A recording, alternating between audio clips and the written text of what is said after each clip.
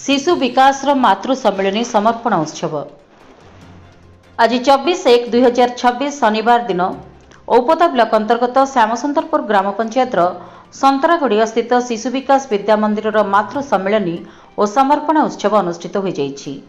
मातृ सम्मिलनी समर्पण उत्सव में प्रथमार्थ शिशु विकास विद्या मंदिर संतरागड़ियार माँ माने विभिन्न प्रकार वस्तु समर्पण करथिले। तत्पर समस्त माँ मानकर शंखवादन प्रतियोगिता अनुष्ठित होइतिला। प्रथम द्वितीय तृतीय होइतिबा माँ मानकु पुरस्कृत करा जाइतिला। द्वितीयार्थ मातृ सम्मिलन में शिशु विकास विद्या मंदिर प्रधान आचार्य शशिकांत बेहरा अध्यक्षतार एक सभा बाबा पंचलिंगेश्वर कॉलेज राजनैतिक अध्यापिका बासंती नंद मुख्य अतिथि रूपे माँ मानकु सांप्रतिक स्थिति रे शिशु मानक प्रति व्यवहार और संस्कार किपरि रहिबो ता उपरे मार्गदर्शन करथिले। शिशु विकास संपादक अजित कुमार पाणिग्राही मुख्य वक्ता हुई वर्तमान समय रे शिशु मानकर शिक्षा और स्वास्थ्य संबंध में अनेक उपयोगी कथा रखिथिले।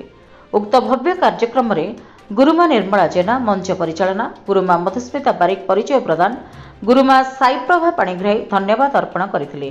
गुरुमा पद्मिनी राउल, गुरुमा बनिता राणी खटुआ, गुरुजी कार्तिकेश्वर बारिक, गुरुजी प्रियरंजन बेहेरा, शिशु सेविका सुलोचना महांती और परिचालना समितिर कोषाध्यक्ष ममता राणी पाणिग्राही और शर्मिष्ठा पाणिग्राही प्रमुख सहयोग करथिले। नीलगिरी कपिल सामल रिपोर्ट, जन अधिकार लाइव।